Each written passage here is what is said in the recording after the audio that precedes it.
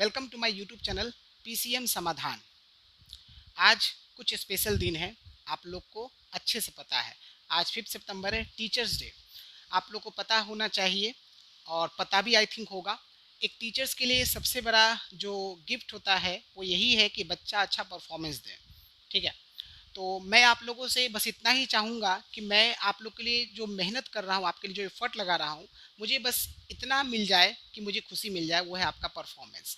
तो मैं आपसे इतना बोलूँगा ज़रूर कि जब आप लोग बोर्ड एग्ज़ाम दीजिए और उसके बाद जब आपका रिज़ल्ट आए तो आप मुझे ज़रूर कमेंट कर दीजिए। आप मुझे बता देंगे तो मुझे बड़ा अच्छा लगेगा कि मेरा मेहनत, मेरा एफर्ट जो है आपके बोर्ड एग्ज़ाम को क्रैक करने में बहुत हेल्पफुल रहा। एक टीचर के लिए सबसे बड़ा गिफ्ट यही होता है। ओके, सो बिना टाइम वेस्ट किए हम लोग अपने आज के क्लास पर आते हैं। तो आज के क्लास में हम लोग अच्छे से जानते हैं, आपका फिजिक्स का ही सेकेंड लेक्चर होने जा रहा है, जिसमें हम लोग चैप्टर नंबर 11 कैलोरीमेट्री, यस आप ठीक से सुनिए, मैं कैलोरीमेट्री की ही बात कर रहा हूँ। कैलोरीमेट्री जिसका आज हम लोग न्यूमेरिकल्स देखेंगे। इसमें मैंने आपको बोला था जो कैलोरीमेट्री चैप्टर है इसके दो पार्ट है, पार्ट ए और पार्ट बी। पार्ट ए का हम लोगों ने थ्योरेटिकल पार्ट जितने भी था अच्छा से कवर कर लिया था। आई होप आपको अच्छी समझ में आया होगा। अगर आपका कुछ भी डाउट अगर रह गया है तो आप हमसे पूछ सकते हैं कमेंट के थ्रू, ठीक ना।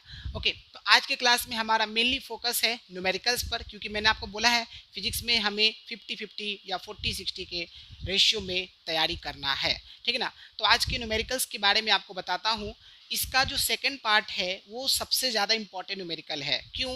क्योंकि बोर्ड एग्जाम में जब कैलोरीमेट्री का न्यूमेरिकल्स बनता है 3 और 4 नंबर का, तो मैक्सिमम क्वेश्चन जो है वो सेकंड पार्ट के न्यूमेरिकल से ही दिए जाते हैं, ठीक है। तो फर्स्ट पार्ट का फिर न्यूमेरिकल्स आप क्यों सिखा रहे हैं सर? इसके पीछे सिंपल से रीज़न है, आप फर्स्ट पार्ट के न्यूमेरिकल्स के कॉन्सेप्ट्स को ठीक से सीखोगे तभी आप सेकंड पार्ट के न्यूमेरिकल्स को आप बना पाओगे। ओके, साथ ही साथ यहाँ पर मैं आपको बताऊंगा कुछ न्यूमेरिकल्स जो कि फॉर्मूला बेस्ड है। आपको न्यूमेरिकल्स में डेटा पहचान आना चाहिए कि आपका कौन सा डेटा गिवन और क्या निकालना है, ठीक है ना। और डायरेक्ट फार्मूला बेस्ड क्वेश्चन भी है, तो कुछ फार्मूला बेस्ड न्यूमेरिकल्स भी बोर्ड एग्जाम में आते हैं जो 2 नंबर के पूछे जा सकते हैं आपसे, तो आपको फार्मूला अच्छे से पता होना चाहिए।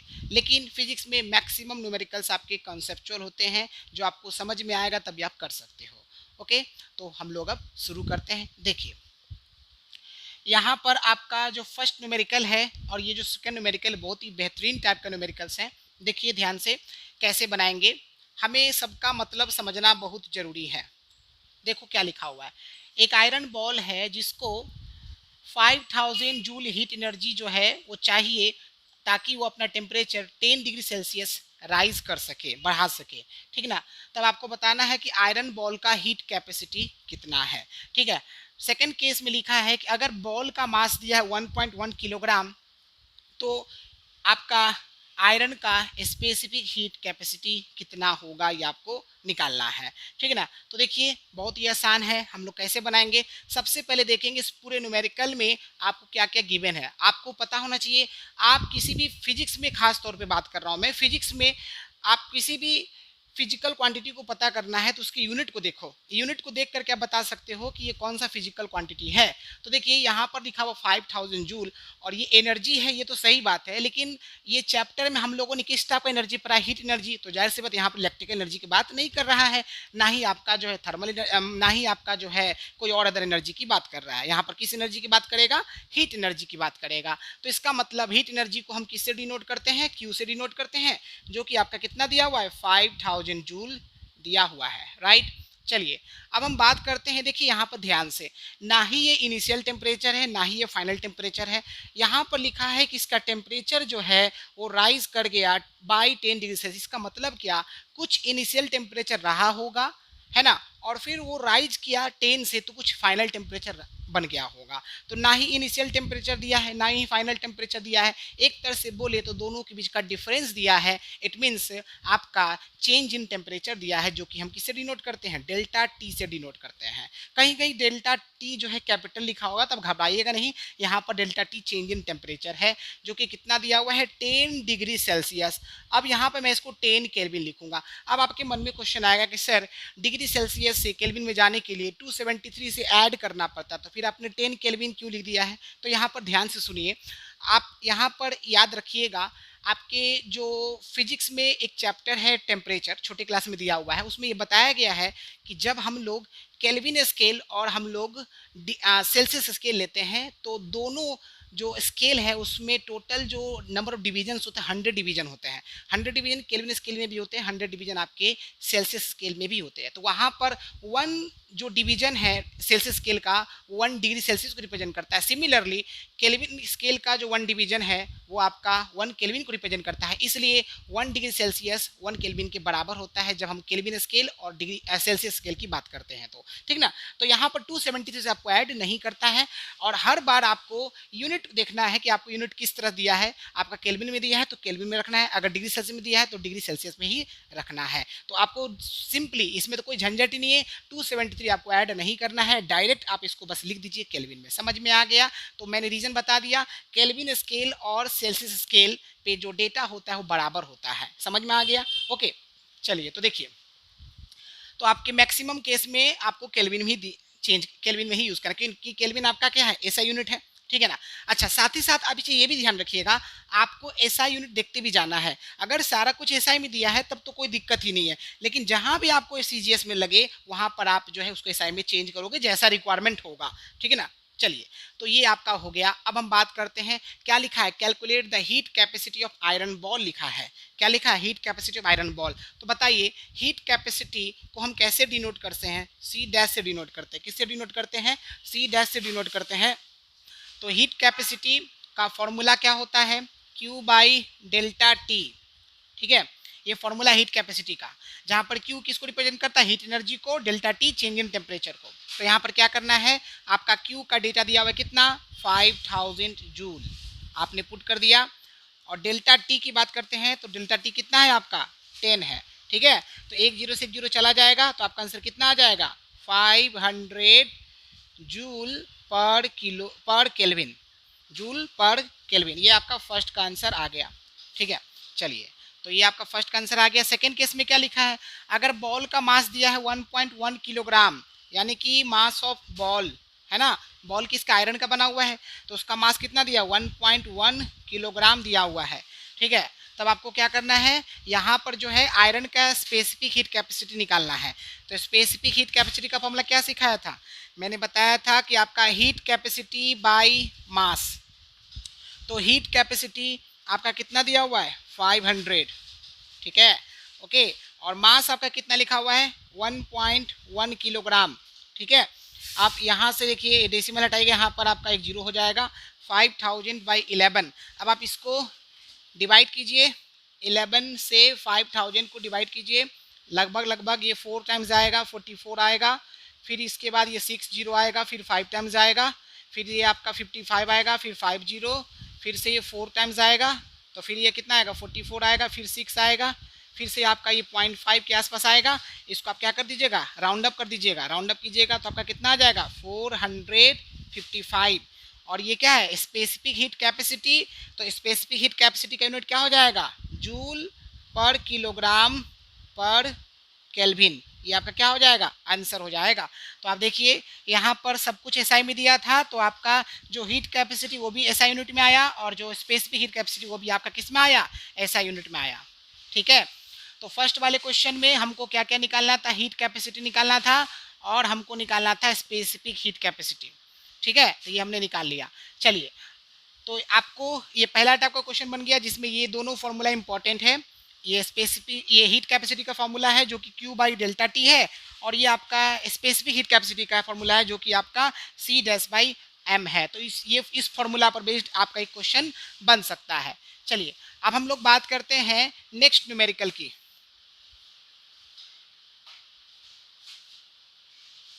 नेक्स्ट न्यूमेरिकल की बात करते हैं। देखिए ध्यान से, यहाँ पर लिखा हुआ है find the time taken by a 500 watt heater to raise the temperature of 50 kilogram of material of specific heat capacity 960 joule per kilogram per Kelvin from 18 degree Celsius to 38 degree Celsius. Assume that all the heat energy supplied by heater is given to the material.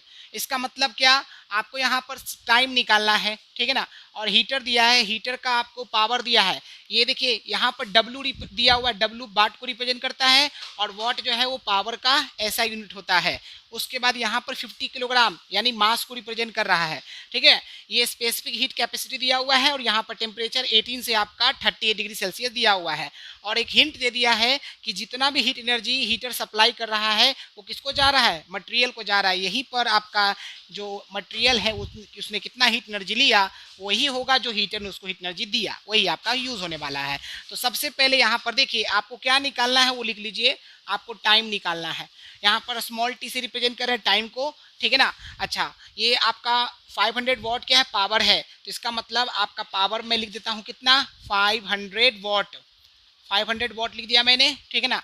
अच्छा, अब उसके बाद ये क्या लिखा हुआ, मास, तो मास को मैं एम से रिप्रेजेंट कर रहा हूँ जो कि कितना है, 50 किलोग्राम है, कितना है, 50 किलोग्राम। और उसके बाद स्पेसिफिक हीट कैपेसिटी दिया हुआ है, तो यहाँ पर मैं सी से रिप्रेजेंट कर रहा हूँ जो कि कितना है, 960 जूल पर किलोग्राम पर केल्विन, पर किलोग्राम पर केल्विन, सब मिलाते जाइए, सब एसआई में है, ठीक है। उसके बाद आपका जो टेम्परेचर है, मैं यहाँ पर डेल्टा टी से रिप्रेजेंट कर रहा हूँ टेम्परेचर को। और टेम्परेचर डेल्टा टी क्यों लिखा, क्योंकि यहाँ पर साफ साफ लिखा हुआ है initial temperature 18 degree Celsius, final temperature 38 degree Celsius. तो आपको चेंज इन टेम्परेचर निकालना पड़ेगा। तो चेंज इन टेम्परेचर कैसे निकालेंगे, 38 माइनस का 18 कर देंगे, यानी कितना निकल के आ जाएगा, 20 डिग्री सेल्सियस निकलेगा। इसको आप किस में चेंज कर दीजिएगा, 20 केल्विन में चेंज कर दीजिएगा, ठीक है ना। याद रखिएगा डिग्री सेल्सियस में जनरली दिया रहता है, केल्विन में नहीं दिया रहेगा, तो आपको केल्विन में चेंज करना है, ठीक है ना। और अगर मान लीजिए कोई क्वेश्चन आपका टेम्परेचर निकालने वाला आता है तो उस केस में आप क्या करोगे, आपका जो है वो केल्विन में अगर निकलता है उसको डिग्री सेल्सियस में लिख दीजिएगा, और अगर डिग्री सेल्सियस में निकला है तब तो और अच्छी बात है, ठीक है।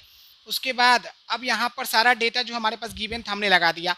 अब आपको पता होना चाहिए कि जो पावर का फॉर्मूला होता है वर्क बाई टाइम होता है, वर्क बाई टाइम पर बेस्ड ही क्वेश्चन बनेगा, ठीक है ना। तो यहाँ पर आपको ये मैं बता दूँ, वर्क और एनर्जी दोनों का डायरेक्टली रिलेशन होता है, ठीक है। तो यहाँ पर हम लोग सबसे पहले क्या करेंगे, यहाँ पर लिखने वाले हैं क्या, कि आपका P equal to W by T होता है, डब्ल्यू बाई टी होता है। यहाँ पर पावर दिया है, टाइम दिया है, ये आपका डब्ल्यू नहीं दिया हुआ है, बट डब्ल्यू है क्या, यहाँ पर वर्क डन है, बट इसी वर्क डन को हम एनर्जी के टर्म्स में समझेंगे तो हम इसको क्या लिख सकते हैं, इसको हम लिख सकते हैं एनर्जी बाई टाइम। यहाँ पर ई जो है वो इलेक्ट्रिकल एनर्जी को रिप्रेजेंट करेगा। अब इस इलेक्ट्रिकल एनर्जी को निकालना पड़ेगा, तो देखिए यहाँ पर ये लिखेंगे electrical energy, electrical energy supplied by heater is equal to heat energy given by heat energy given heat energy taken bye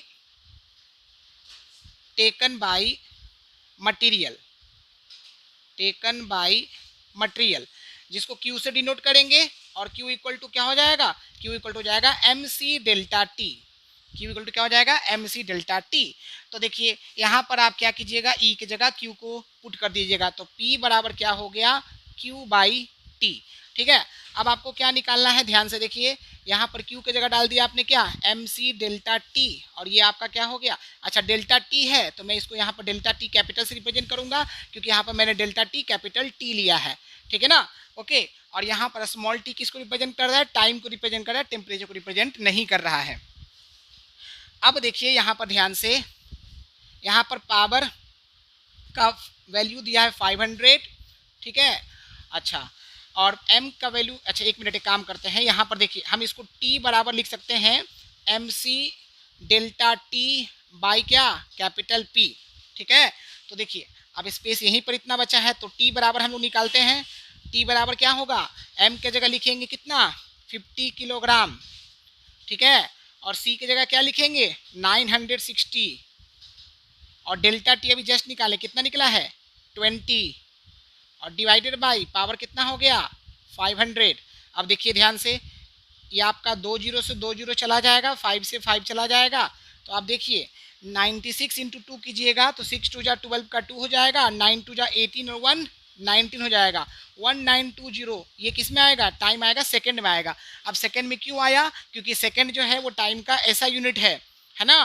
तो आप इसको क्या कर सकते हो, मिनट में चेंज कर सकते हो या आवर में चेंज कर सकते हो, आपकी मर्जी है। क्योंकि आपसे टाइम पूछा है तो यहाँ पर मिनट में निकाल लेते हैं, या आवर में निकालना तो आप आवर में निकालना है तो फिर 3600 से डिवाइड करना पड़ेगा, और अगर आपको मिनट में निकालना है तो 60 से डिवाइड करना पड़ेगा। तो मैं मिनट में निकाल रहा हूँ, तो जैसे ही मिनट में निकालूंगा तो इसको क्या करूंगा, 1920 को 60 से मैं डिवाइड कर दूंगा, तो 0 से 0 जाएगा, ये आपका जाएगा डायरेक्टली 32 टाइम्स, तो 32 मिनट हो जाएगा, और यही आपका क्या हो जाएगा, आंसर हो जाएगा।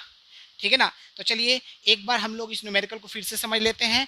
यहाँ पर बोला कि 500 वॉट का हीटर है, ठीक है ना, और आपको बताना है कि 500 वॉट का हीटर जो है वो 50 किलोग्राम मटेरियल के टेम्परेचर को रेज कराना चाहता है, और उस मटेरियल का स्पेसिफिक हीट कैपेसिटी 960 जूल पर किलोग्राम पर केल्विन है, और उसका टेम्परेचर पहले था 18, अब हो गया कितना 38। तो कितना आपका टाइम लगा उसको राइज करने में, ठीक है।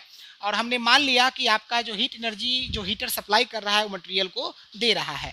तो यहाँ पर जो जो इन्फॉर्मेशन पहले गिवन था उसको लिख दिया, जो निकाला था उसको लिख दिया। तो यहाँ पर टी क्या है, टाइम, क्योंकि टाइम निकाला था इसलिए स्मॉल टी से टाइम को रिप्रेजेंट किया है। यहाँ पर पी क्या है, पावर, जो कि कितना है 500 आपका वॉट है, ठीक है।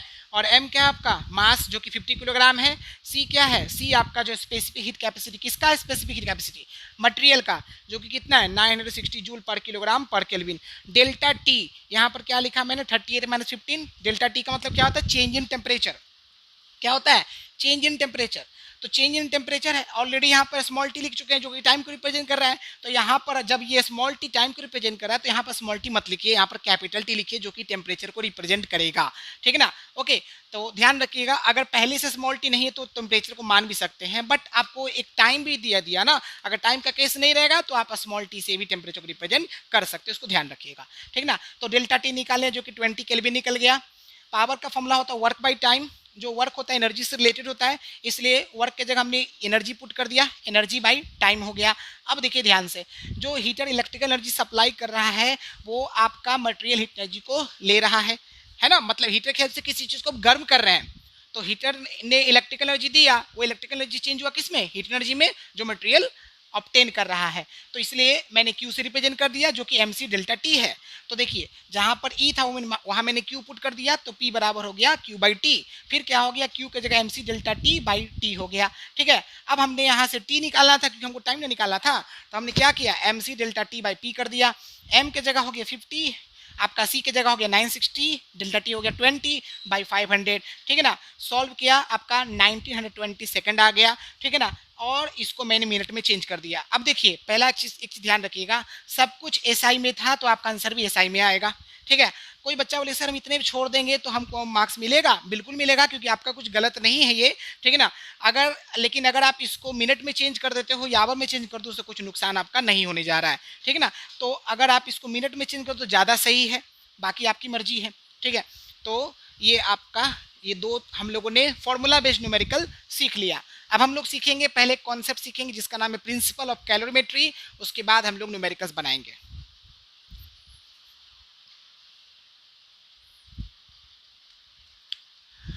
ओके स्टूडेंट्स, तो देखिए प्रिंसिपल ऑफ कैलोरीमेट्री जो कि मोस्ट इंपॉर्टेंट कॉन्सेप्ट है, इस कॉन्सेप्ट को हम लोग बहुत अच्छे से समझेंगे क्योंकि यही कॉन्सेप्ट आपका जो है बहुत काम का है।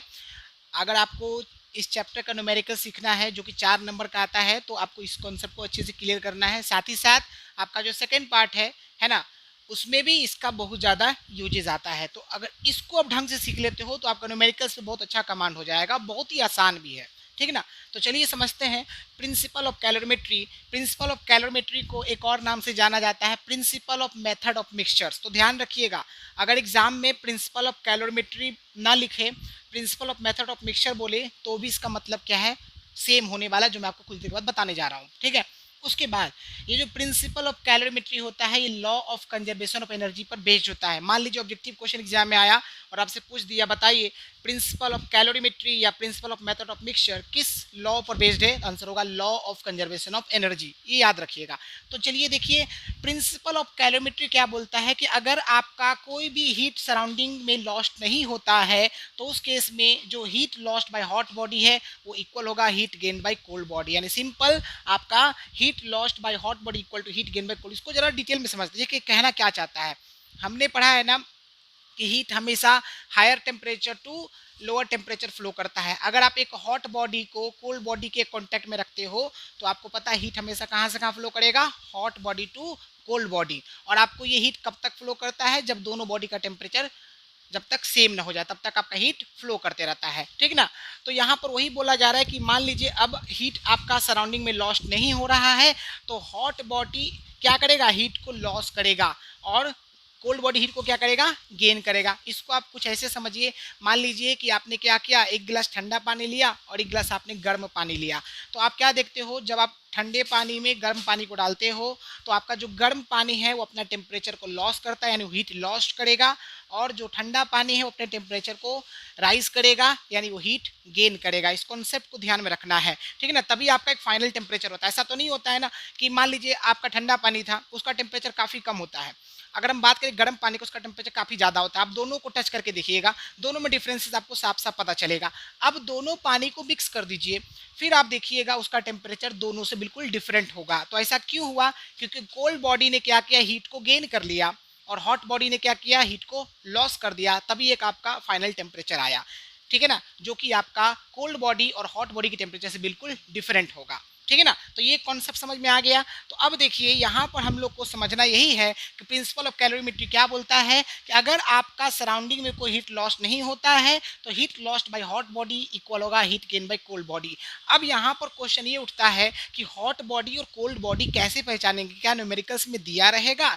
नहीं, आपको टेम्परेचर को देख के बता सकते हो। कभी कभार आपको लिख भी देगा, जैसे कि हॉट आयरन बॉल लिख देगा, तो हॉट आयरन बॉल का ही मतलब है कि वो हॉट बॉडी है, समझ में आ गया। और बाकी आप कैसे पहचानोगे, टेम्परेचर को देख के पहचानोगे। अगर मैक्सिमम टेम्परेचर दिया है तो हॉट बॉडी को रिप्रेजेंट करेगा, और अगर आपका लोअर टेम्परेचर दिया है तो कोल्ड बॉडी को रिप्रेजेंट करेगा। साथ ही साथ ये भी ध्यान रखिएगा, आपको अलग अलग सब्सटेंसेस हो सकते हैं, कभी मेटल होगा, कभी वाटर होगा, कभी ऑयल होगा, कुछ भी हो सकता है। आपको मेन चीज़ ध्यान रख क्या रखना है, टेम्परेचर। टेम्परेचर जिसका ज़्यादा वो हॉट बॉडी, टेम्परेचर जिसका कम वो कोल्ड बॉडी, इसको ध्यान रखिएगा। तो चलिए देखिए यहाँ पर हम एक डेरिवेशन करते हैं कि आपका प्रिंसिपल केमिस्ट्री से क्या निकलता है। देखिए मान लिया एक सब्सटेंस आपका ए है जिसका मास है हमारा m1, स्पेसिफिक हीट कैपेसिटी है C1। एग्जाम में जब आप इसका डेरिवेशन कीजिएगा तो SHC मत लिखिएगा, क्योंकि यहाँ पर तो मुझे समझाना, तो मैं थोड़ा शॉर्टकट ले रहा हूँ। एग्जाम में आपको एक ही क्वेश्चन आएगा इस चैप्टर पे बेस्ड, तो आप वहाँ पर SHC ना लिख करके पूरा लिख दीजिएगा स्पेसिफिक हीट कैपेसिटी,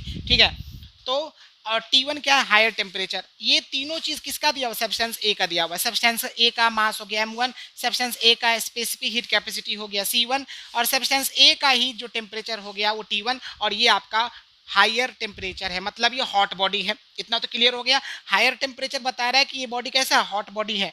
अब सब्सटेंस बी की बात करते हैं, इसका मास है m2, इसका स्पेसिफिक हीट कैपेसिटी है C2, इसका लोअर टेम्परेचर T2 है। लोअर टेम्परेचर इससे पता चल रहा है कि जो सब्सटेंस बी है वो आपका कोल्ड बॉडी है। तो पहला टेम्परेचर को देख के बता सकते हैं कि हॉट बॉडी कौन और कोल्ड बॉडी कौन। और अभी जस्ट मैंने आपको समझाया कि आपका देखिए जो हॉट बॉडी है वो उसमें टेम्परेचर क्या करेगा, फॉल करेगा, बिल्कुल फॉल करेगा, तभी ना उसका हीट लॉस्ट होगा।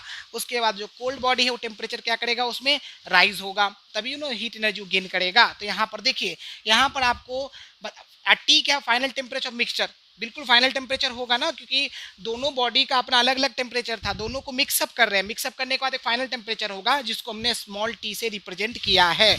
अब यहाँ पर देखिए जो आपका हॉट बॉडी है उसमें कितना टेम्परेचर फॉल किया। अब ए हॉट बॉडी कैसे पहचाना, टेम्परेचर को देख करके कि हायर टेम्परेचर ए का दिया हुआ है, ठीक है ना। तो हॉट बॉडी में टेम्परेचर क्या करता है, फॉल करता है। तो जब टेम्परेचर फॉल करेगा, यही तो मेन चीज समझना, और कोल्ड बॉडी टेम्परेचर राइज करेगा। तो ध्यान से देखिएगा कैसे क्या करेंगे। देखिए आपको एक चीज मैं बता दूं, फाइनल टेम्परेचर हमेशा जो है वो आपका लोअर टेम्परेचर और हायर टेम्परेचर के बीच का होगा। इसका मतलब फाइनल टेम्परेचर हमेशा लोअर टेम्परेचर से ज़्यादा होगा और हायर टेम्परेचर से हमेशा कम होगा। तो इसका मतलब जब भी आपको चेंज इन टेम्परेचर निकालता है, हम लोग हमेशा बड़े में से छोटे को माइनस करते हैं।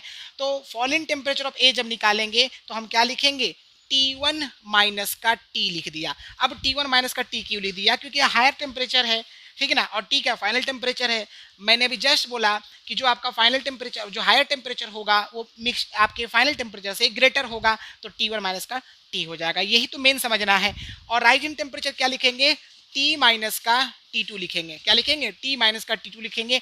T2 क्या है? लोअर टेम्परेचर है, और आपका जो फाइनल टेम्परेचर है वो लोअर टेम्परेचर से क्या होगा? ज़्यादा होगा। इसको एक एग्जाम्पल से समझिए ताकि आपको दिक्कत नहीं आए। जैसे देखिए, मान लिया कि हमारा एक टेम्परेचर है 70 डिग्री सेल्सियस और एक टेम्परेचर लोअर टेम्परेचर है 20 डिग्री सेल्सियस। अब इसका फाइनल टेम्परेचर अगर आप निकालोगे तो एवरेज निकालोगे ना, 70 प्लस का 20 कितना निकल के आएगा? 90/2।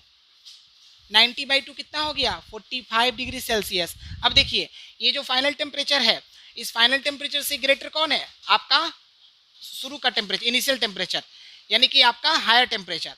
और जो लोअर टेम्परेचर है वो इससे क्या स्मॉलर है। इससे भी आप समझ सकते हो। तो फॉल इन टेम्परेचर निकालना है तो क्या करेंगे? आपका 70 माइनस 45 करना पड़ेगा। समझ रहे हो ना? ये आपका क्या था? T1 और ये क्या था? T। तो T1 माइनस टी किया। एग्जाम्पल से समझ में आया। और जब हम राइज इन टेम्परेचर करेंगे तो क्या करेंगे? T माइनस का T2। ये भी समझ में आ गया कि देखिए, ये जो लोअर टेम्परेचर उससे ग्रेटर कौन है? Final temperature. तो हमेशा क्या करना है? बड़े में से छोटे को माइनस करना है। कैसे करना है, क्यों करना है, सब कुछ मैंने आपको समझा दिया। अब बात करते हैं हीट लॉस्ट बाय ए। अब ए क्या है? Hot body. तो हॉट बॉडी हीट क्या करता है? लॉस्ट करता है। तो लॉस्ट जब करेगा या गेन करेगा तो फॉर्मूला आपका हमेशा लगाना है MC डेल्टा T। तो देखिए, ए का मास क्या है? M1। तो मैंने क्या लिख दिया? M1। फिर C क्या है? C1, स्पेसिफिक C1 लिख दिया। फिर क्या है आपका? Change in temperature. ये आपका हॉट बॉडी में फॉल इन टेम्परेचर होगा तो क्या लिखेंगे? T1 माइनस का T लिखेंगे, जो कि किस में होगा? ब्रैकेट में होगा। क्लियर हो गया? अब हम बात करते हैं हीट गेन बाय बी की बात करते हैं। तो इसका मास क्या हो जाएगा? M2। देखो M2 लिखा है मैंने। और स्पेसिफिक हीट कैपेसिटी क्या है? C2 है। और आपका गेन इन टेम्परेचर या राइज इन टेम्परेचर क्या है? T माइनस का T2 है। T माइनस का T2 है। ठीक है ना? ये आपका हो गया। अब आप देखिए, अगर मान लिया हमने कि कोई हीट लॉस नहीं हो रहा सराउंडिंग में, तो प्रिंसिपल ऑफ कैलोरीमेट्री के अनुसार हीट लॉस्ट बाय ए बराबर क्या होगा? Heat gained by B. तो देखिए, हीट लॉस्ट बाय ए कितना निकाला हमने? हमने निकाला M1C1 T1 माइनस का T is equal to heat gained by B क्या निकाला हमने? M2C2 T माइनस का T2। ठीक है ना? ये हमने डेरिवेशन कर लिया। अब आपको लगेगा सर ये हम लोग फॉर्मूला याद करके रखेंगे।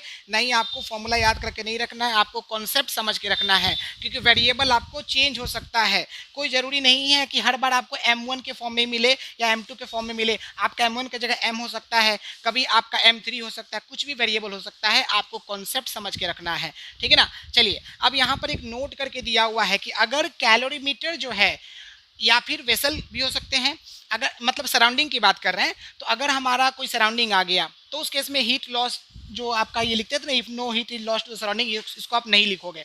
यानी यहाँ पर कैलोरीमीटर आ गया। तो अगर कोई कैलोरीमीटर हम लोग यूज़ कर रहे हैं दो सब्सटेंसेस को मिक्स करने के लिए, है ना, तो यहाँ पर आपको जो कैलोरीमीटर हीट गेन करेगा ये आपको मेंशन करना पड़ेगा, क्योंकि यहाँ पर कैलोरीमीटर का कोई अपना टेम्परेचर नहीं दिया रहेगा। तो यहाँ पर जो कैलोरीमीटर का टेम्परेचर लेंगे वही लेंगे जो आपका जो कोल्ड बॉडी का टेम्परेचर है। क्लियर हो गया? तो कैलोरीमीटर के मास को कैपिटल M से रिप्रेजेंट किया है। कैलोरीमीटर का जो है स्पेसिफिक हीट कैपेसिटी वो कैपिटल C भी स्मॉल c मान लेते हैं, क्योंकि यहाँ पर C1 C2 माने हैं। तो यहाँ पर देखिए, कैलोरीमीटर जिस मटेरियल का बना हुआ है, आपको पता है ना कैलोरीमीटर कॉपर का बना होता है। तो मान लिया सपोज दैट कि कॉपर का स्पेसिफिक हीट कैपेसिटी यहाँ पर C से रिप्रेजेंट कर रहे हैं। तो हीट गेन्ड बाय कैलोरीमीटर जब निकालेंगे तो क्या लिखेंगे? फॉर्मूला क्या होता है? हमेशा MC डेल्टा T, है ना? तो MC, तो M क्या है यहाँ पर? कैपिटल M है ना? ठीक है ना? और स्पेसिफिक हीट कैपेसिटी क्या है? C है। और डेल्टा T कैसे निकालेंगे? तो अभी जस्ट मैंने बताया, जो लोअर टेम्परेचर क्या करता है, अब मतलब कि जो आपका कोल्ड बॉडी क्या करता है, आपका टेम्परेचर को राइज करवाता है। तो T माइनस T2, तो यहाँ भी क्या लिख देंगे? T माइनस का T2 लिख देंगे। ये थोड़ा सा ध्यान रखना है। ठीक है ना? तो देखिए, अब यहाँ पर हम लोग according to principle of calorimetry जब लिखेंगे तो यही सिर्फ लिखेंगे। क्यों? क्योंकि यहाँ पर आपका कैलोरीमीटर आ गया, यानी कोई सराउंडिंग आ गया। जब कोई सराउंडिंग आ जाएगा तो यहाँ पर आपको ये लाइन फिर नहीं लिखना है, if no heat is lost to the surrounding. ये आपको तब लिखना है जब आपका कोई कैलोरीमीटर वगैरह नहीं हो। ये क्लियर हो गया? तो चलिए देखिए, हीट लॉस्ट बाय ए जब हम निकालेंगे तो क्या लिखेंगे? हीट लॉस्ट बाय ए यही वाला निकल जाएगा, M1 C1 T1 माइनस का T। और heat gain by B gain by B अभी जस्ट निकाले थे ना, M2 C2 T माइनस का T2 और फिर प्लस का sign M heat gained by calorimeter MC T minus का T2, ठीक है ना, ये आपका डिराइव हो गया। तो यहाँ पर भी आपको रटना नहीं है। अब यहीं पर भी समझ लीजिए, अगर आपका जो बॉडी गेन करेगा हीट को उसको एक जगह रखना है प्लस को लगा करके, अगर जो बॉडी हीट को लॉस करेगा उसको एक जगह रखना है। समझ में आ गया? इसको थोड़ा ध्यान रखिएगा क्योंकि न्यूमेरिकल्स आपको एक से एक मिलने वाला है, ठीक है ना। उसमें आपको जैसा क्वेश्चन पूछा जाएगा वैसा आपको काम करना है, ठीक है।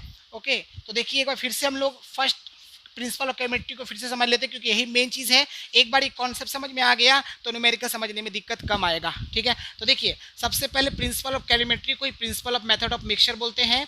ये आपका law of conservation of energy पर बेस्ड होता है। ये बोलता है कि आपका अगर कोई हीट लॉस नहीं हो रहा सराउंडिंग के थ्रू तो आपका heat lost by hot body equal होगा heat gained by cold body, ठीक है ना। तो इसको हमने प्रूव करने के लिए क्या किया, दो सब्सटेंस लिया, एक सब्सटेंस ए लिया, एक सब्सटेंस बी लिया। अभी हमको नहीं पता कि कौन हॉट बॉडी कौन कोल्ड बॉडी है, तो हमको कैसे पता चलेगा, टेम्परेचर को देख करके। तो सब्सटेंस ए का मास हो गया M1 और इसका स्पेसिफिक हीट कैपेसिटी हो गया C1 और इसका जो टेम्परेचर हायर टेम्परेचर है। अब हमको पता चल गया कि ए क्या है, हॉट बॉडी। टेम्परेचर को देख के बता सकते हो। फिर सब्सटेंस बी की बात करते हैं, मास M2, specific heat capacity C2 और टेम्परेचर आपका है T2। फाइनल टेम्परेचर मिक्सचर का मान लिया हमने T। तो अब बताओ हॉट बॉडी में क्या होगा, टेम्परेचर लॉस होगा ना, तो हॉट बॉडी में फॉल इन टेम्परेचर होगा, तो इसलिए T1 माइनस टी कर दिया।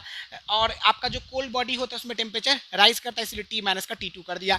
T1 माइनस का T और T माइनस T2 रटना नहीं है, समझना है, आपको दिमाग लगाना है। यहाँ पर देखिए अगर मान लिया T1 70 डिग्री सेल्सियस है, T2 20 डिग्री सेल्सियस है और फाइनल टेम्परेचर आपका 45 डिग्री सेल्सियस है, तो सिंपली याद रखना है कि फाइनल टेम्परेचर हमेशा जो है वो आपका हायर टेम्परेचर से कम होता है, लेकिन फाइनल टेम्परेचर आपका लोअर टेम्परेचर से हमेशा ज़्यादा होता है। तो आपको जब भी चेंज इन टेम्परेचर निकालना हो तो बड़े में से छोटे को माइनस करते हैं, और बड़े में से छोटे को माइनस करते समय बस ध्यान रखना है कि आपका फॉल इन टेम्परेचर निकाल रहे हैं कि राइज इन टेम्परेचर निकाल रहे हैं। तो फॉल इन टेम्परेचर निकाल रहे हैं तो आपका higher temperature minus final temperature हो जाएगा, और राइज इन टेम्परेचर निकाल रहे हैं तो आपका फाइनल टेम्परेचर माइनस का लोअर टेम्परेचर हो जाएगा। समझ में आ गया अच्छे से?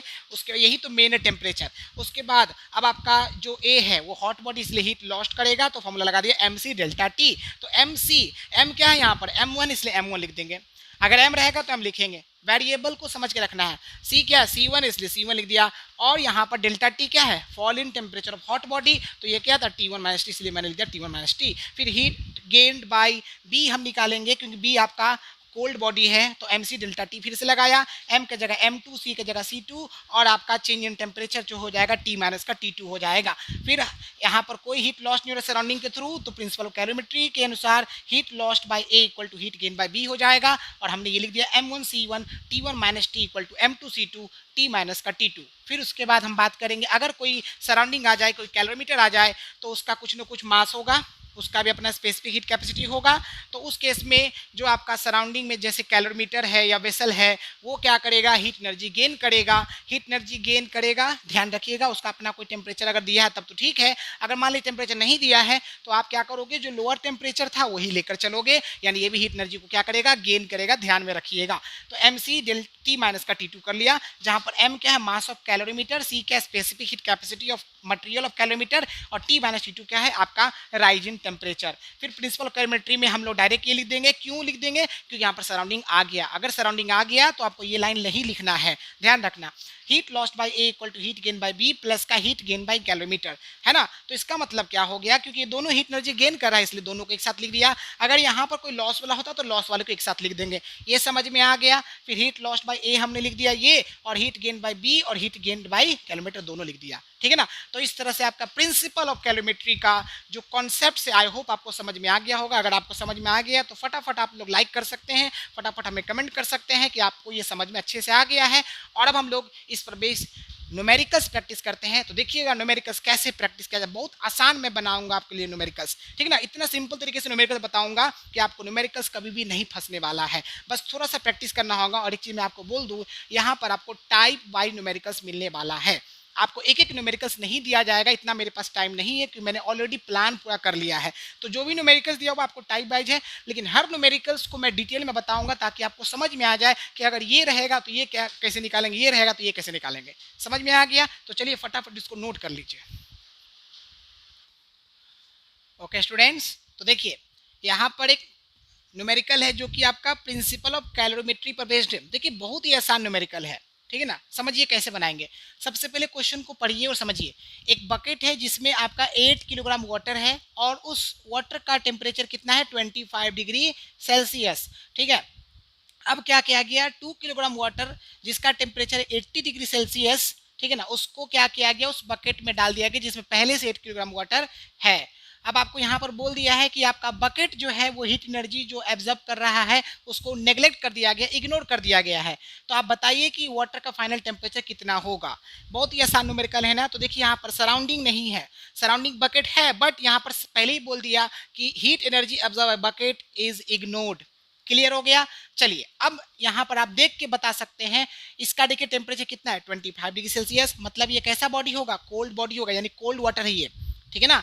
और यहाँ पर देखिए 80 डिग्री सेल्सियस है, इसका मतलब ये क्या है, हायर टेम्परेचर है, मतलब ये हॉट बॉडी है, मतलब हॉट वाटर है। तो अब आपके मन में क्वेश्चन है, सर यहाँ पर दोनों तो वाटर दे दिया, तो क्या क्वेश्चन में सिर्फ वाटर का ही आता है क्या? नहीं, ऐसा कुछ नहीं है, आपको वाटर तो होगा ही होगा। वाटर आपका समझ लिए कि नेसेसरी है, वो आपको मतलब क्या बोल सकते हैं उसको, आपका कंपलसरी जनरली देखने को मिलेगा ही मिलेगा। लेकिन वाटर के अलावा आपको मेटल हो सकता है, आपके कैलोरीमीटर हो सकते हैं, आपका जो है कुछ और भी हो सकता है। समझ में आ गया? ओके, तो ये आपको ध्यान रखना है, ऐसा गलत फहमी नहीं पालना है कि हर बार वाटर ही होगा। वाटर तो होगा, लेकिन वाटर के अलावा और भी सब्सटेंसेस हो सकते हैं, ठीक है ना। ओके, तो ये तो पहले आपने पहचान लिया। तो चलिए इसको बनाएंगे कैसे, शुरुआत कैसे करेंगे। कोई फॉर्मूला रटने की जरूरत नहीं है, सिर्फ दो फॉर्मूले आपको जो पता है अच्छे से वो ध्यान रखिएगा।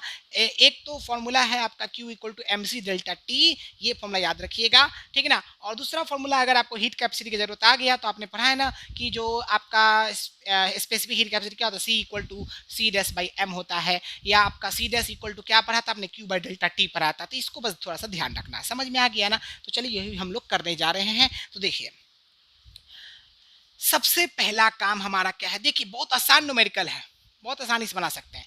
आपका, आप कोई कहीं से भी शुरू कर सकते हो। आपको कोल्ड बॉडी से शुरू करना है, कोल्ड कहीं से भी शुरू कर सकते हो, इसीलिए वेरिएबल आपको रटना नहीं है। तो देखिए मैं यहाँ से शुरुआत कर रहा हूँ, ये आपका कोल्ड बॉडी है, तो मैं लिखूंगा for cold water, for cold water.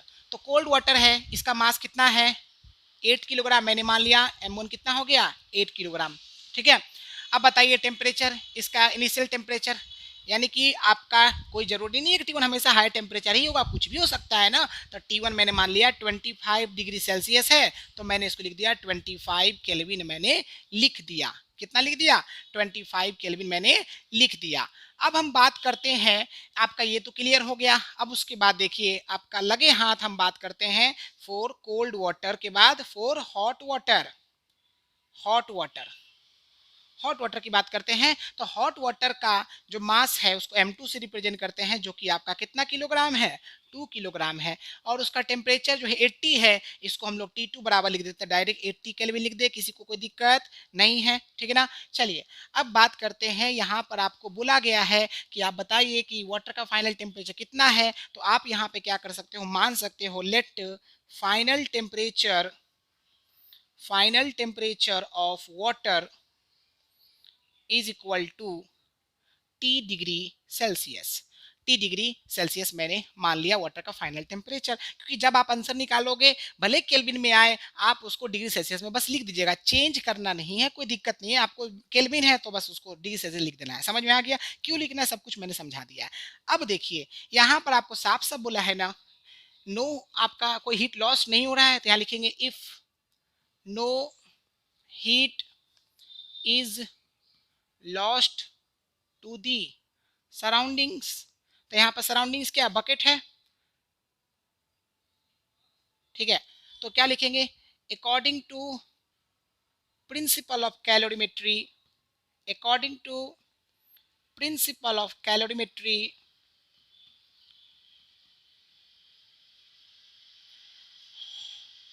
Heat lost by hot water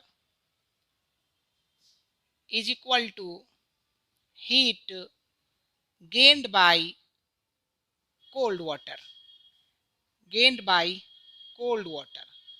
अब देखिए वेरिएबल को समझ के रखना है, आपको रटना बिल्कुल भी नहीं है। आप heat lost by hot water left hand side भी लिख सकते हो, राइट हैंड साइड भी लिख सकते हो, आपकी मर्जी है। इसको आप इक्वल, क्योंकि इक्वल है, इसको इधर लिखो चाहे इसको लिखो, कोई फर्क नहीं पड़ता है, बस वेरिएबल ध्यान से रखना है। तो देखिए हॉट वाटर आपने इधर वाले को माना है ना, और कोल्ड वाटर आपने M1 T1 के लिए लिया है डेटा। तो देखिए ध्यान से लिखिएगा, यहाँ पर फॉर्मूला आपका क्या होता है, फॉर्मूला होता है MC डेल्टा T। आपको ये फॉर्मूला भूलना नहीं है, यही फॉर्मूला यूज होता है, ठीक है ना, ये बहुत इंपॉर्टेंट फॉर्मूला है, इसी में आपका सब कुछ है, ठीक है। तो देखिए heat lost by hot water, hot water का देखिए वेरिएबल आपने क्या लिया है, M2 T2 सब लिया है ना, उसको ध्यान रखना है, ठीक है। तो चलिए देखिए हमने हॉट वाटर का मास कितना लिया है, M2, है ना। वाटर है, वाटर हॉट वाटर हो कोल्ड वाटर हो, आपका जो स्पेसिफिक हीट कैपेसिटी वो सेम रहेगा, तो यहाँ पर हम इसको सी से ही केवल रिप्रेजेंट करेंगे, कोई दिक्कत नहीं है।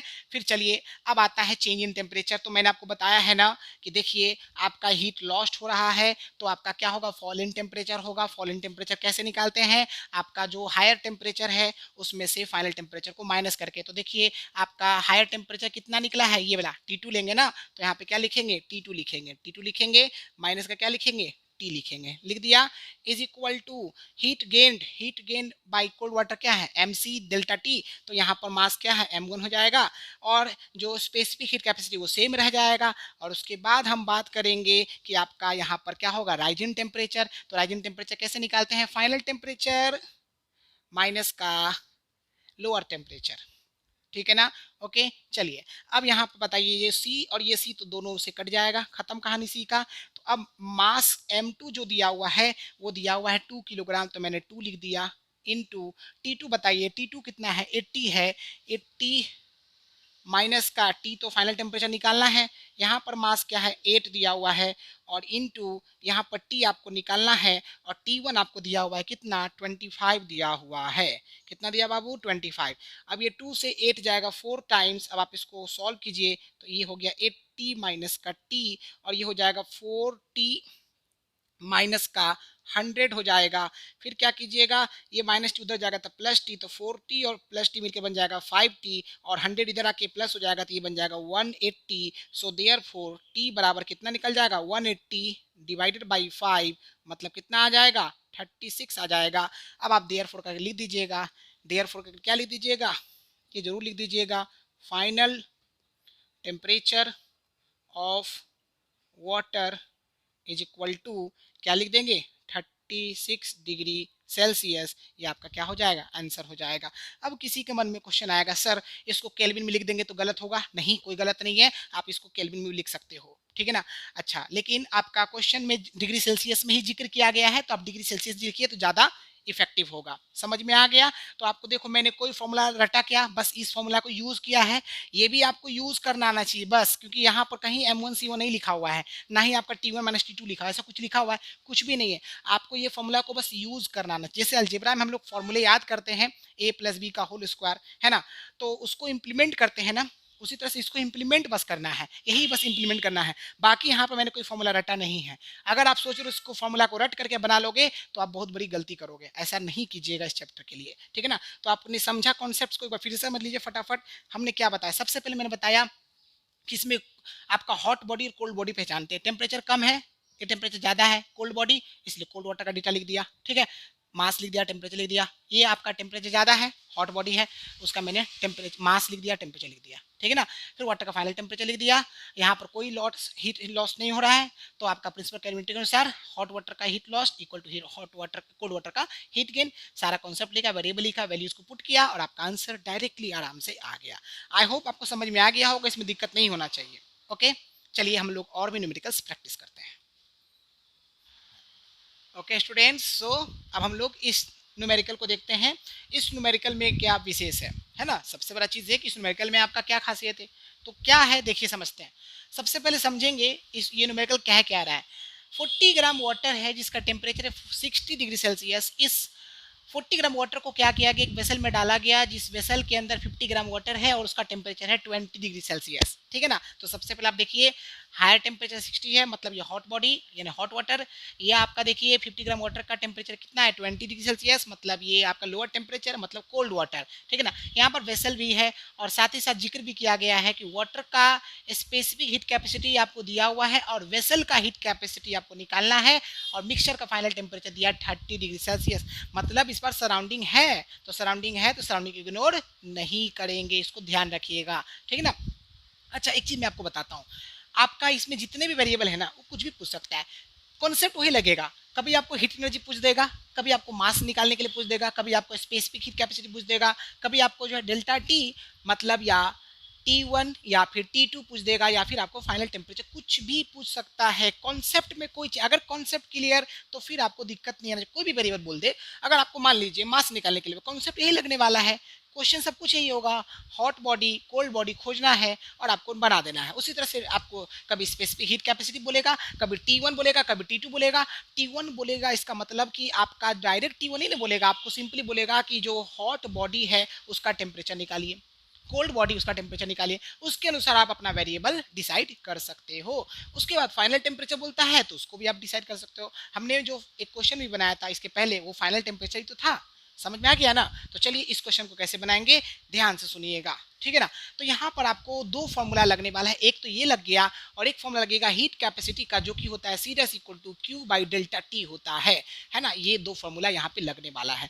देखिए बहुत ही कम फॉर्मूले हैं, इसके अलावा एक फॉर्मूला आपको और था, वो था सी इक्वल टू क्या था, वो था सी डैश बाई एम था। इस पर बेस्ड हमने न्यूमेरिकल्स किया है। यही तीन फॉर्मूला है, लेकिन सिर्फ फॉर्मूला से काम नहीं चलेगा ना, कॉन्सेप्ट क्लियर होना चाहिए। तो चलिए इस क्वेश्चन को बनाते हैं। हमने बहुत सारी बातें कर ली इस क्वेश्चन को समझने के लिए, तो क्योंकि क्वेश्चन को समझना बहुत जरूरी है। अगर आप क्वेश्चन को ठीक से समझोगे तभी आप पता कर सकते हो उसमें क्या दिया हुआ है क्या नहीं दिया हुआ है। क्लियर हो गया? तो चलिए बनाते हैं इस क्वेश्चन को। सबसे पहले हम यहाँ पर दिया हुआ 60, यहाँ पर 20, उसके अनुसार आप हॉट बॉडी कोल्ड बॉडी लिख सकते हो। तो हम यहाँ पर हॉट वाटर की बात कर रहे हैं। For hot water, hot water का मास यहाँ पर दिया हुआ है, मान लिया कितना 40 ग्राम हो गया, ठीक है ना। और आपका जो टेम्परेचर है उसको मैं T1 से रिप्रेजेंट कर रहा हूँ जो कि कितना है 60 डिग्री सेल्सियस। तो मैं यहाँ पर इसको 60 केल्विन लिख देता हूँ, ठीक है ना। अच्छा उसके बाद आपका बारी आता है specific heat capacity of water जो कि सेम है, तो मैं सी सिर्फ लिख देता हूँ, जो कि एक ही बार लिखूंगा, दोनों में एक साथ लिख दूंगा, कोई दिक्कत नहीं है, ठीक है। और मैं बात करता हूँ फॉर कोल्ड वाटर की बात कर रहा हूँ, फॉर कोल्ड वाटर। देखिए अगर आप यहाँ पर ऊपर में हेडिंग लिख दोगे ना तो आपको इतना लंबा चौड़ा सेंटेंसेस फिर नहीं लिखना पड़ेगा, आपको डायरेक्टली समझ में आ जाएगा। M1 जो हॉट वाटर का मास है, T1 हॉट वाटर का टेम्परेचर है।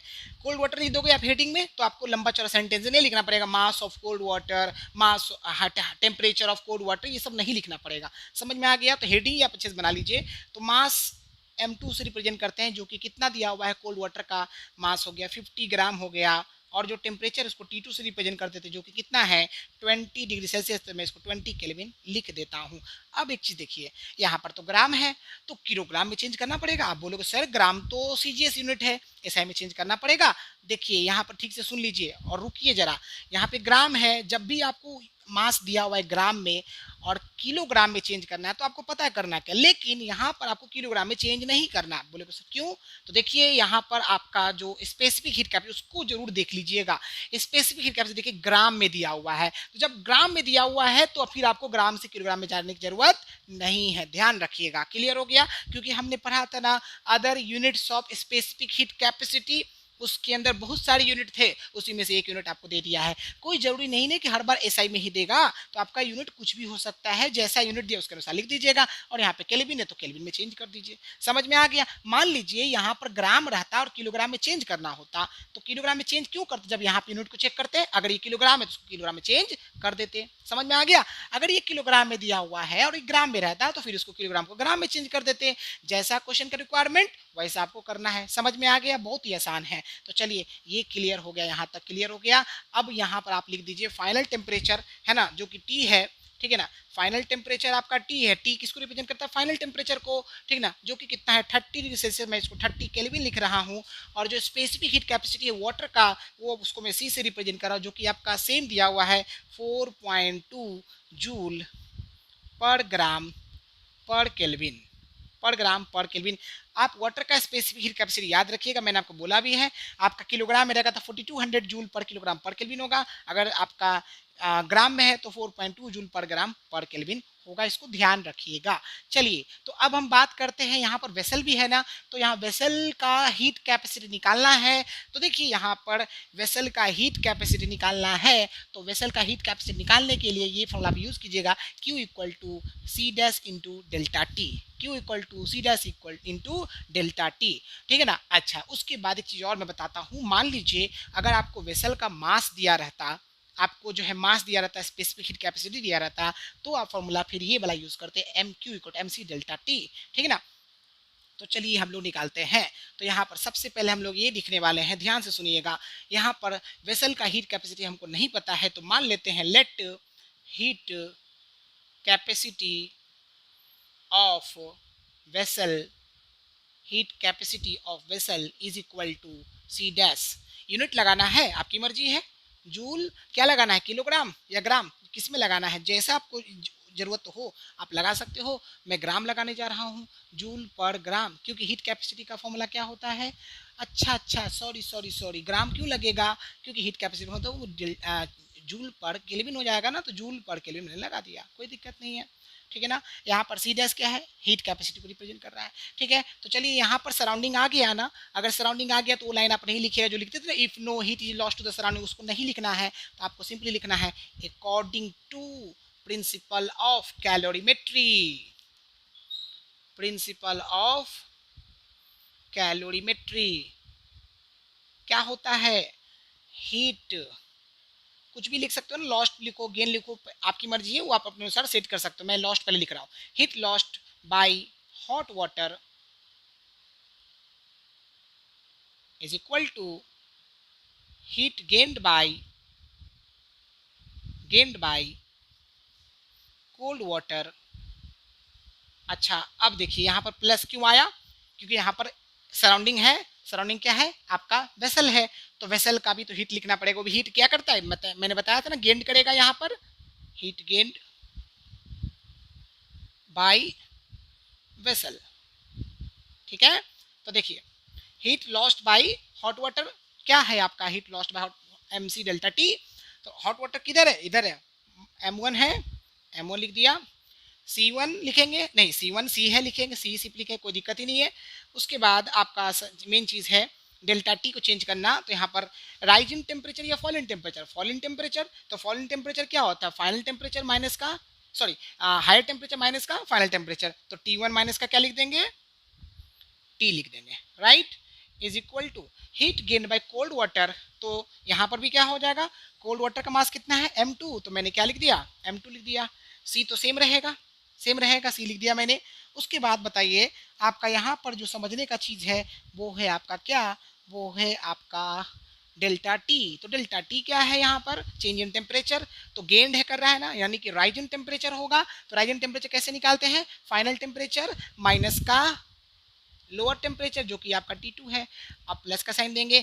यहाँ पर देखिए हीट गेन्ड बाय वेसल, यहाँ पर आपको वेसल का हीट कैपेसिटी निकालना है ना, तो यहाँ पर MC डेल्टा टी वाला फॉर्मूला नहीं लगेगा, यहाँ पर फॉर्मूला जो लगेगा, यहाँ पर देखिए C डैश क्या है, heat capacity, Q by delta T, Q क्या था हीट, और ये डेल्टा टी के चेंज टेम्परेचर, मतलब Q equal to C dash into delta T लिखेंगे, तो क्या लिखेंगे C dash into delta T, और डेल्टा टी मैंने बताया था ना, जब आपका सराउंडिंग कैलोरीमीटर वगैरह है ना, तो उस केस में जो सराउंडिंग है वो भी हीट एनर्जी क्या करेगा, गेन करेगा, और जब कोई बॉडी हीट एनर्जी गेन करता है तो आपका क्या करते हैं हम लोग, फाइनल टेम्परेचर माइनस क्या करते हैं, लोअर टेम्परेचर करते हैं, ठीक है ना। यहीं पर समझ लीजिए, अगर आपका वेसल का मास दिया रहता, समझिए ठीक से, और हीट कैपेसिटी नहीं दिया होता, ठीक है ना, ओके, आपको वेसल का मास दिया रहता, हीट कैपेसिटी नहीं दिया रहता, ठीक है, स्पेसिफिक हीट कैपेसिटी आपको दिया रहता, तो उस केस में क्या करते, आप मास लिख देते यहाँ पर मास, और C अगर दिया तो C लिख देते, और चेंज इन टेम्परेचर जो है वही आपका आपका वही गेंद वाला जो राइजिंग टेम्परेचर वही वाला यूज़ कर लेते हैं, ठीक है ना। अच्छा, इसको ध्यान में रखिएगा। लगे हाथ एक बात और समझ लीजिए, आपने एक रिलेशनशिप पढ़ा था ना, किसका किसका, हीट कैपेसिटी और आपका, देखो ये देखिए, ये हीट कैपेसिटी और इसका, यानी कि अगर आप यहाँ से सी डैश बराबर निकालो तो क्या लिख सकते हो, सी इंटू एम लिख सकते हो ना। तो आप देखिए, अगर आप ये फॉर्मूला यूज करते हो ना, Q M C delta T, तो ये एम सी के जगह पर ही तो सी डैश लिखा हुआ है, वही तो है C dash into delta T. समझ रहे हैं ना। तो बहुत सारे तरीके हैं, देखिए मैं आपको कॉन्सेप्ट समझा दूंगा अच्छे से, आपको समझना जरूरी है। आप ये उम्मीद मत रखिए कि आपको सारा हर तरह का क्वेश्चन मैं करा रहा हूँ अपने तरफ जितना हो सकता है, लेकिन आपको फाइनली कॉन्सेप्ट को समझ के रखना, तभी आप क्वेश्चन बना सकते हो। समझ में आ रहा है कॉन्सेप्ट क्लियर। तो फिर क्या होता है, आपके वेराइटीज चेंज होते हैं ना, कॉन्सेप्ट तो ही लगने वाला है, कभी टी निकालने के लिए बोलेगा, कभी एम निकालने का, कभी कुछ बोलेगा, कभी कुछ बोलेगा, तो वो कॉन्सेप्ट को ठीक से समझिए, ठीक है ना। ओके, तो चलिए देखिए, मैंने आपको कॉन्सेप्ट समझा दिया, यहाँ पर एम दिया रहा है, सी दिया रहा है, तो आप ये फॉर्मूला यूज करोगे। अगर आपको हीट कैपेसिटी दिया तो आप ये फॉर्मूला यूज करोगे, तो आपको जैसा रिक्वायरमेंट वैसा आपको यही 3 फॉर्मूला में से काम आने वाला है। तो चलिए देखिए, ध्यान से करते हैं, वेरिएबल को पुट करते हैं। तो देखिए मैं क्या करने जा रहा हूँ, एम वन भाई कितना है 40 ग्राम, तो मैं 40 लिख दिया मैंने। सी सेम 4.2 लिख दिया। T1 60 है, लिख दिया मैंने। और टी कितना है भाई 30 लिख दिया। एम टू कितना है 50 लिख दिया। सी आपका सेम है 4.2, मैंने 4.2 लिख दिया। टी कितना है, टी बताइए, टी है 30, और T2 कितना है, T2 आपका है 20, और प्लस का सी डैश तो निकालना है। टी आपका फिर से 30 और T2 आपका 20, ठीक है ना। तो ध्यान से देखते जाइए कैसे सॉल्व करेंगे इसको। 40 इंटू 4.2 इंटू 30, 50 इंटू 4.2 इंटू 10, और 10 सी डैश। अब जरा ध्यान से देखिए, ये एक डेसिमल से ये जीरो खत्म, ये डेसिमल आपका हटेगा तो ये जीरो आपका खत्म हो जाएगा, करेक्ट। अच्छा, कहीं डेटा कुछ गड़बड़ तो नहीं लिया ना मैंने, नहीं सब डेटा सही है, ठीक है, ओके सही लिया है। अब क्या करेंगे, यहाँ पर ध्यान से देखिए, ये हो जाएगा आपका कितना, सबको मल्टीप्लाई कर देना है ना, तो आपका कितना हो जाएगा 42 इंटू 4 कर दीजिए। तो मैं यहाँ पर रफ कर रहा हूँ, साइड में ही रफ किया जाता है। तो 42 इंटू 4 कीजिए, तो 4 टू जा 8 हो जाएगा, 4 4 जा 16 हो जाएगा, 168 आ गया, करेक्ट है। और फिर इसको 3 से मल्टीप्लाई कीजिए। तो अच्छा ऐसा क्यों करना, अभी रुक जाइए, हाँ हाँ ठीक है, करना ही पड़ेगा। 8 जा 24 का 4 हो जाएगा, और 48 और 2 आपका 50, 504, ये आपका कितना आ जाएगा 504, और एक जीरो भी तो लगेगा, है ना, इन दोनों मल्टीप्लाई किया फिर से, हाँ 5040 आ जाएगा, ठीक है। और यहाँ पर देखिए, ये 42 इंटू 5 है, तो 5 टू जा 10 हो गया, और 4 5 जा 20, और 1 21 हो गया, और एक जीरो ये भी आ जाएगा, और 10 सी डैश आ जाएगा, आ गया ना। अब इसको आप माइनस कर दीजिए, तो 10 सी डैश बराबर हो जाएगा कितना, जीरो का जीरो, 4 का 4, 10 में से गया तो 9 हो जाएगा, और फिर 4 में से 2 जाएगा तो 2 हो जाएगा, तो एक जीरो से एक जीरो चला गया। So therefore C dash बराबर कितना आ जाएगा 294 आ जाएगा, 294 आ जाएगा, है ना। 294 जूल पर केल्विन है। तो आप चाहो तो देयर फोर करके लिख सकते हो, heat capacity of vessel is equal to 294 joule per kelvin, यही आपका क्या हो जाएगा, आंसर हो जाएगा। समझ में आ गया। तो मैंने डिटेल में आपको बता दिया है, आई होप कि आपको समझ में आ रहा है, इसको नोट कर लीजिए। ओके स्टूडेंट्स, सो हम लोग एक लास्ट न्यूमेरिकल देखते हैं, जो कि बहुत ही डिफरेंट टाइप का न्यूमेरिकल है। इसका मतलब समझेंगे, इसमें कुछ अलग कॉन्सेप्ट भी आने वाला है। तो देखिए ध्यान से, water initially at 20 degrees Celsius at a height of 1.68 kilometre above the ground falls down on ground। इसका मतलब क्या है, वाटर का टेम्परेचर कितना है 20 डिग्री सेल्सियस, और वो ग्राउंड से 1.68 किलोमीटर ऊपर है, ठीक है ना, और वो ग्राउंड पर क्या कर रहा है, फॉल कर रहा है। वहां से एक सर्टेन हाइट पे वाटर है, वहां से वाटर ग्राउंड पे फॉल कर रहा है। वाटर का स्पेसिफिक हीट कैपेसिटी आपको दिया हुआ है 4200 जूल पर किलोग्राम पर केल्विन, और आपको वाटर का फाइनल टेम्परेचर निकालना है जब वाटर कहाँ पहुंच गया, ग्राउंड पे पहुंच गया, ठीक है ना। और साथ ही साथ जी का वैल्यू दिया हुआ है 10 मीटर पर सेकेंड स्क्वायर, ठीक है ना। तो चलिए देखिए कैसे बनाएंगे, पहले हम लोग समझते हैं कुछ कॉन्सेप्ट्स को। बिना कॉन्सेप्ट समझे तो आपको बनेगा नहीं। तो पहले क्या गिवन उसको समझ लीजिए, फिर कॉन्सेप्ट को समझाऊंगा, फिर कैसे बनाएंगे न्यूमेरिकल को वो समझेंगे, राइट। तो देखिए यहाँ पर सबसे पहले इनिशियल टेम्परेचर दिया हुआ है किसका, आपका वाटर का, तो हम इसको T1 मान ले, T1 मान ले, जो कि आपका कितना है 20 डिग्री सेल्सियस, कोई दिक्कत नहीं होना चाहिए। अच्छा, हाइट आपको दिया हुआ है कितना 1.68 किलोमीटर। अब ये बहुत बड़ा यूनिट है, इसको मीटर में चेंज कर दीजिए, 1.68 इंटू 10⁻³ मीटर। अब 10⁻³ क्यों लिखा, क्योंकि 1000 होता है ना, 1 किलोमीटर में 1000 मीटर, इसलिए 10⁻³ लिख सकते हैं। उसके बाद आपको specific heat capacity of water दिया हुआ है कितना 4200 जूल पर किलोग्राम पर केल्विन, ये आपको दिया हुआ है, राइट। और उसके बाद जी क्या है, एक्सेलरेशन ड्यू टू ग्रेविटी, जो कि कितना है 10 मीटर पर सेकेंड स्क्वायर, ठीक है ना, ये आपको दे दिया। अब आते हैं कॉन्सेप्ट्स पर। मान लीजिए सपोज दैट ये हमारा एक सर्टेन हाइट है, ठीक है, ये हमारा ग्राउंड है, और इस ग्राउंड से ये सर्टेन हाइट पर वाटर ऐसे करके क्या कर रहा है, इस ग्राउंड पे आपका फॉल कर रहा है, क्या कर रहा है, फॉल कर रहा है, ठीक है ना। आपको पता है ना, आपने पढ़ा है फिजिक्स में, अगर कोई बॉडी ग्राउंड के सर्टेन हाइट पर है, तो ये बॉडी यहाँ पर अभी कुछ देर के लिए समझे रेस्ट में है, तो इसके पास कौन सी एनर्जी होगी, पोटेंशियल एनर्जी होगी। कौन सी एनर्जी होगी, पोटेंशियल एनर्जी। और जब ये यहाँ पर का जो वाटर है वो नीचे गिरेगा, तो आपका इमोशन में आ रहा है, तो इसका एनर्जी पोटेंशियल से किस में चेंज होगा, पोटेंशियल से किस में चेंज होगा, काइनेटिक एनर्जी में चेंज होगा। किस में चेंज होगा, काइनेटिक एनर्जी में चेंज होगा। और उसके बाद जैसे ही ये आपका ग्राउंड पे पहुंचेगा, तो इसका पूरा पोटेंशियल एनर्जी किस में चेंज हो गया, काइनेटिक एनर्जी में, और फिर काइनेटिक एनर्जी फर्दर किस में चेंज हो जाएगा, आपका जो है हीट एनर्जी में चेंज हो जाएगा। किस में चेंज हो जाएगा, हीट एनर्जी में आपका चेंज हो जाएगा, ठीक है ना, ओके। हाँ, तो इसको आपको ध्यान से समझना है। आपका जो वाटर है सर्टेन हाइट पर है, उसका एनर्जी क्या है, पोटेंशियल एनर्जी, यहाँ पर वाटर के पास पोटेंशियल एनर्जी स्टोर है। अब ये जब नीचे गिरेगा तो आपका वाटर मोशन में आएगा, तो इसका पोटेंशियल एनर्जी किस में चेंज होगा, काइनेटिक एनर्जी में चेंज होगा। फर्दर जब ये ग्राउंड पे पहुंचेगा, तो इसका पूरा काइनेटिक एनर्जी किस में चेंज हो जाएगा, हीट एनर्जी में चेंज हो जाएगा। इस कॉन्सेप्ट को आपको इस कॉन्सेप्ट में यूज़ करना, इस क्वेश्चन को सॉल्व करने में यूज़ करना है। तो आप बताइए, आपने पढ़ा है ना, पोटेंशियल एनर्जी का फॉर्मूला जो होता है mgh होता है। अब यहाँ पर m क्या है, मास है बॉडी का, ठीक है ना, g क्या है, एक्सेलरेशन ड्यू टू ग्रेविटी, और h क्या है, हाइट है।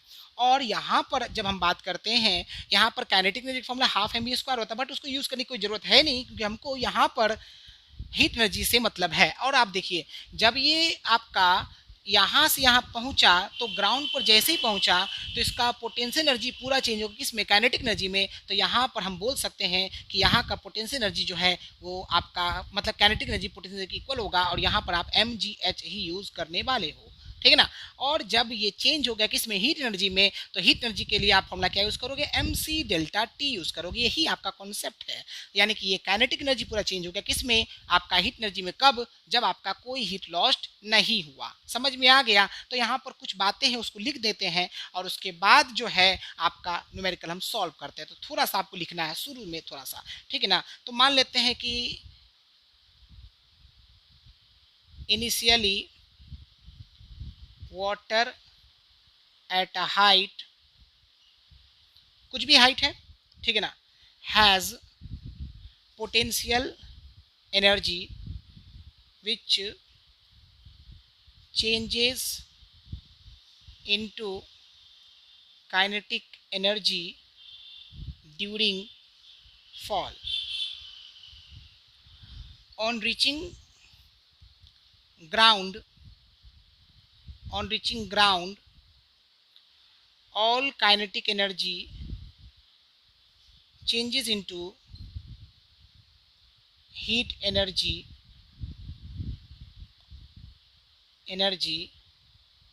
and no heat is lost to the surrounding। ऐसा मान लेते हैं, टू द सराउंडिंग्स। ये हमने सपोज किया है, ठीक है ना। न्यूमेरिकल्स हम लोग सॉल्व कर रहे हैं ना, प्रैक्टिकल लाइफ में आप किसी भी चीज़ को इग्नोर नहीं कर सकते हो, बट थ्योरेटिकल लाइफ में तो इग्नोर कर सकते हो ना। तो यहाँ पे हमने इग्नोर कर दिया कि आपका जो है सराउंडिंग में कोई हीट लॉस्ट नहीं हो रहा है। तो ये लाइन आपको लिखना है, और फिर आपको ये बात लिख देना है क्या कि आपका mgh जो है यानी कि जो यहाँ पर काइनेटिक एनर्जी था वो किसके इक्वल हो जाएगा, यहाँ पर यूज हो जाएगा हीट एनर्जी के, ठीक है ना। ओके, तो M G H equal to क्या लिखते हैं, एम सी डेल्टा टी। अब बताओ मास तो दोनों जगह सेम ही होगा ना, मास में तो कोई चेंज नहीं होगा। बताइए यहाँ पर वाटर था, यहाँ पे आने का वाटर के कुछ और बन जाएगा, वाटर ही रहेगा ना, तो वाटर का मास दोनों जगह सेम ही है, तो मास तो कट जाएगा। अब यहाँ पर आपको क्या निकालना है, देखिए जी आपको दिया हुआ है जो कि कितना है 10 मीटर, एच आपको दिया हुआ है जो कि आपका कितना है 1.68 इंटू 10 पे पावर 3, सी आपको दिया हुआ है जो कि कितना है 4200, और डेल्टा टी आपको यहाँ से क्या निकालना है, चेंज इन टेम्परेचर आप यहाँ से निकाल लीजिए, ठीक है ना। तो देखिए ध्यान से, यहाँ से आप जैसे ही डेल्टा टी निकालिएगा तो ये हो जाएगा 10 इंटू 1.68 इंटू 10 पे पावर 3 डिवाइडेड बाई 4200, कितना 4200, ठीक है। चेक कर लीजिए सही लिखा हमने, 1.68 ही है ना, डेटा देख लेते एक बार, 1.68 है, कहीं कुछ गड़बड़ तो नहीं है, ठीक है करेक्ट है। तो ये सब कुछ सही है, 10 आपका कहाँ से आया क्योंकि ये दिया हुआ है, ओके ये सब कुछ सही है, ठीक है ये भी सब सही है। देखिए अब क्या करेंगे, यहाँ पर ये डेसिमल हटाएंगे तो नीचे कितना आएगा 100 आएगा। अब देखो टोटल कितना जीरो, 1 2 3 4, 1 जीरो यहाँ से 3 जीरो यहाँ से, पूरा खत्म। अब ये आपको डायरेक्टली आई थिंक 4 बार में कट जाएगा, तो कट गया तो कितना आ गया 4 डिग्री सेल्सियस। ये 4 डिग्री सेल्सियस आपका है क्या, 4 डिग्री सेल्सियस आपका है चेंज इन टेम्परेचर, है ना।